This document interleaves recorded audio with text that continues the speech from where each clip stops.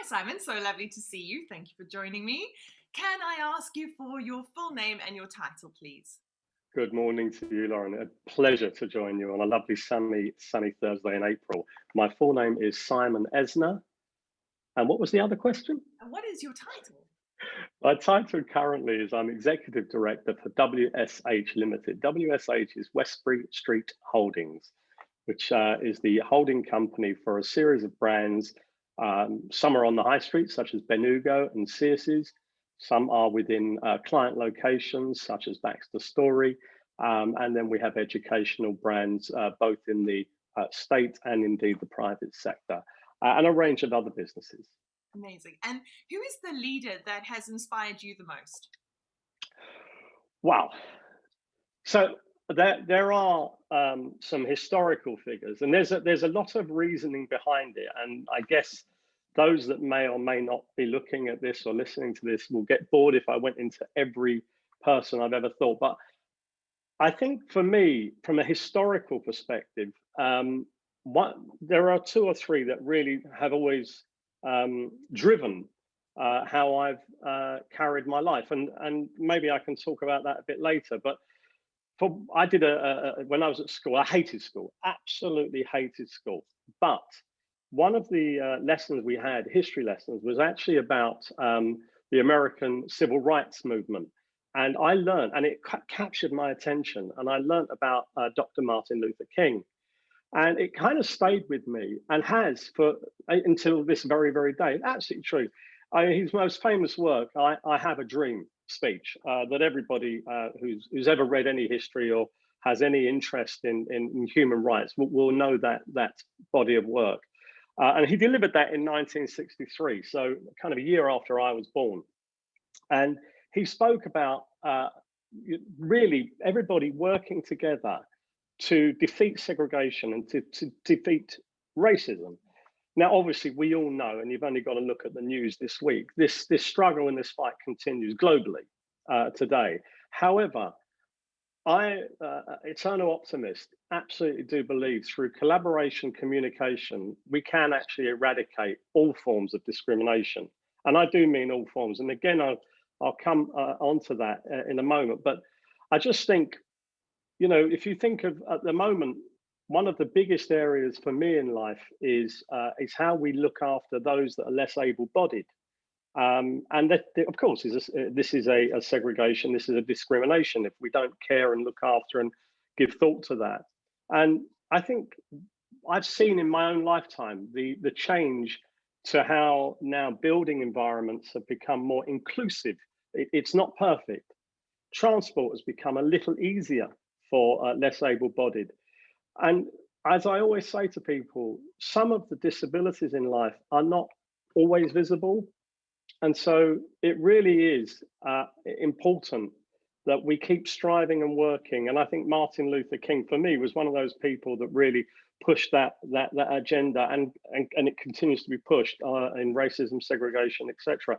But it's interesting because I was born. Very few people know this. I was born profoundly deaf, and through an awful lot of brilliant, skillful medical teams at a very young age, and my parents having the foresight to deal with it, I actually gained hearing and have hearing in one ear. In fact, if I take this out, it doesn't matter because I only put this one in. That doesn't work. But I keep it in because it makes me look trendy. And I think it's interesting. I've got this kind of vested interest in anything to do with able-bodied. I also am the son of my father was disabled, so it's been very much part of our life. Another really inspiring figure for me is a little bit unusual, I suppose, but some people don't particularly care for him, is Jeff Bezos, who, as we all know, is the boss of Amazon. Started in his garage and is now probably the richest person in the world, I guess. But he has a favorite saying. I read a book that he wrote, and he has a favorite saying, which is that it is always day one at Amazon. And the simplicity of that is immensely motivational because, as I see it, and having read his book, I think what he's saying is that tomorrow we can be better than we are today. So if we really do a great job today, we can find another way of improving tomorrow. Now, of course, we as consumers will have our view on Amazon, and that's absolutely fine, and they'll all be correct views. But I think he's famously always looked at how his business can be focused on the long-term ability and the long-term growth of his ideas and his employees, and that resonates with my final leader, if you like, inspiring leader. But he's never been focused on the stock market, Jeff Bezos. Now we might say, yeah, but look at Amazon stock and everything.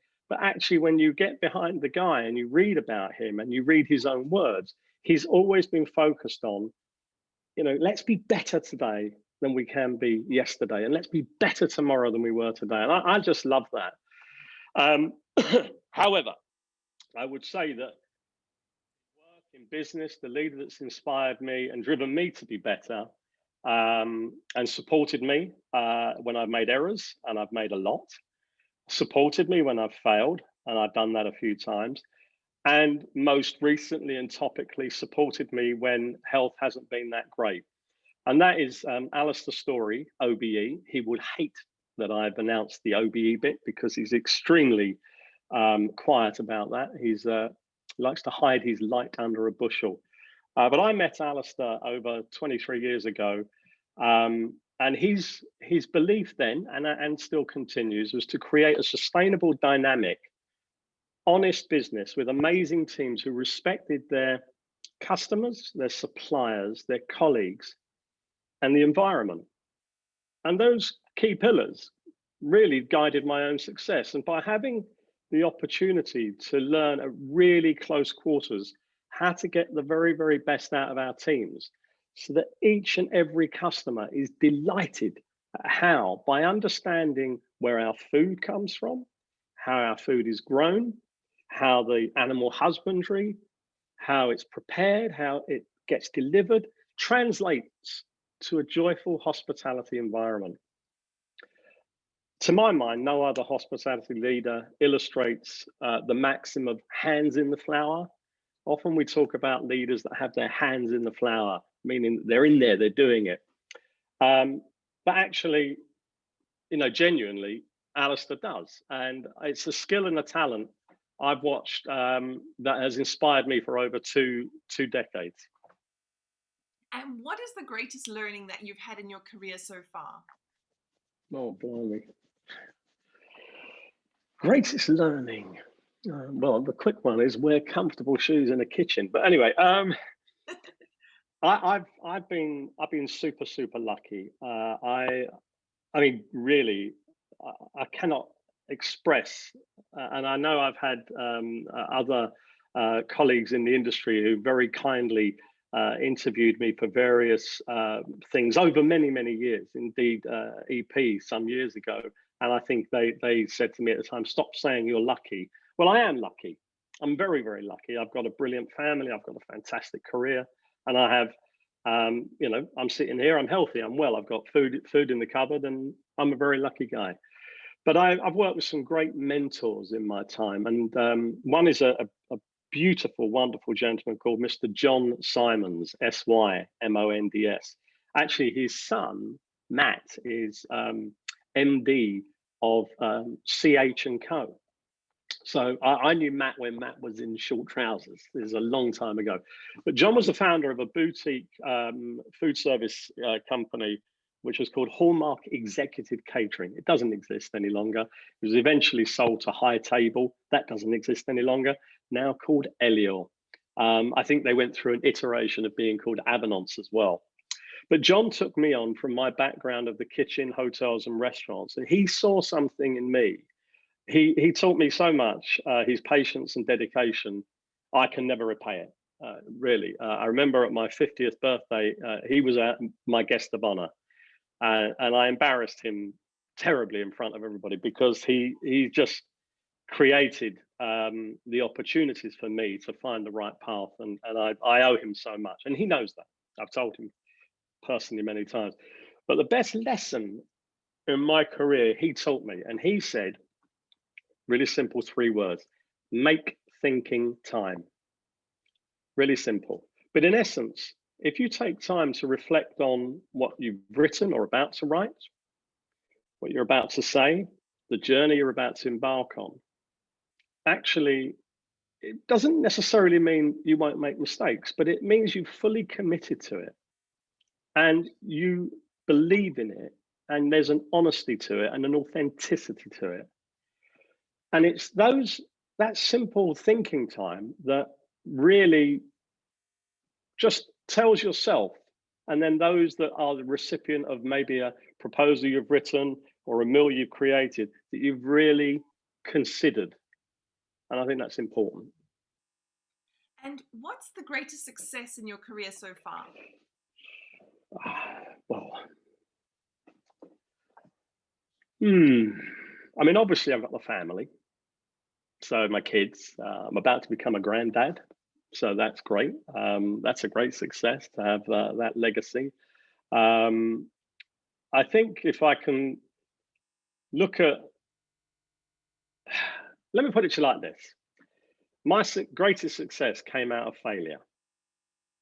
Okay, so I was lacking confidence, which might be hard to believe. You know me quite well, but I was lacking in confidence in terms of business confidence to open my own restaurant. I was given the opportunity back in 89, 90 to open my own restaurant in an area in Hertfordshire called Radlett. It's a lovely part of just outside St Albans in Hertfordshire.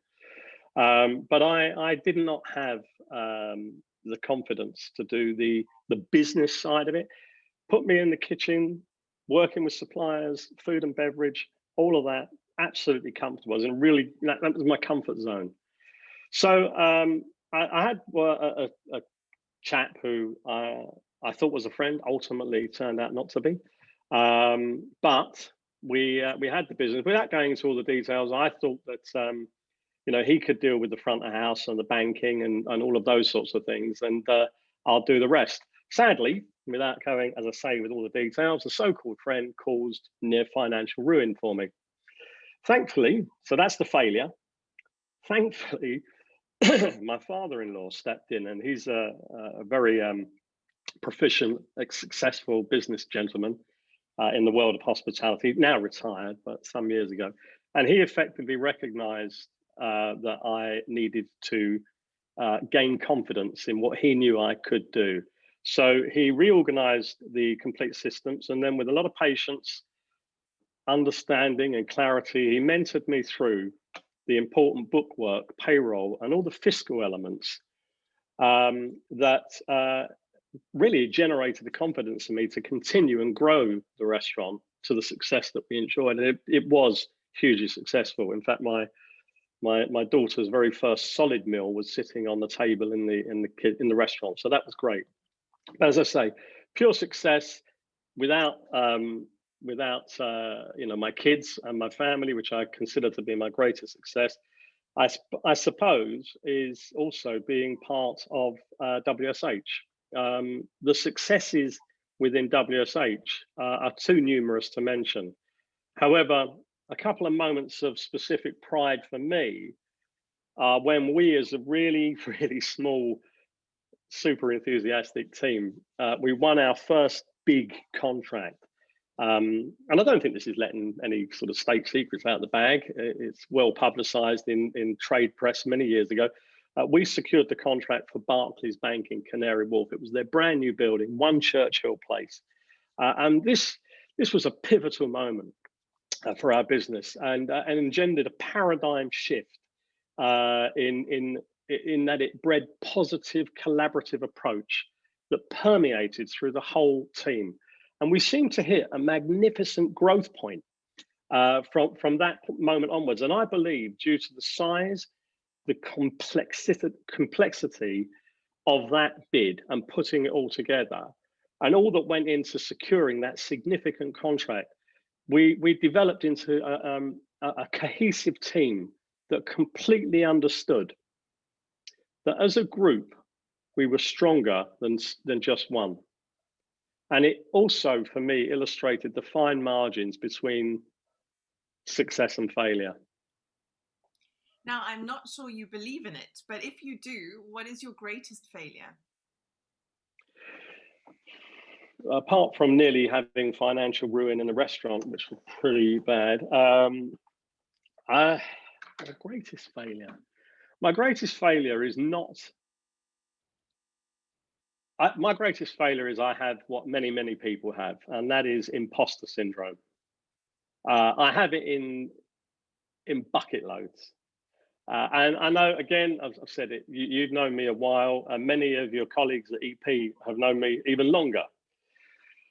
And I have this air of confidence, etc. But I've always felt that I need to get rid of that imposter syndrome, and I haven't. I still haven't. At my great age, I still have not managed to get to the point where I don't wake up every day thinking someone's going to go, "What are you doing there?" And can you tell me a story about an incident or an event that sort of changed you as a leader or influenced you as a professional? Hmm.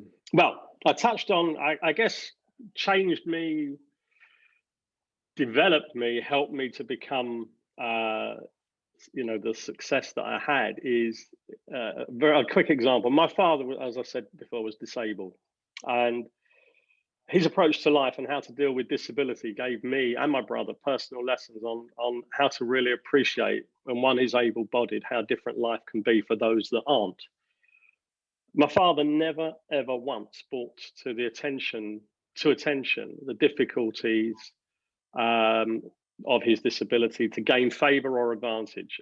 He would only ever use his challenges to illustrate to my brother and myself that anything can be achieved if you push yourself.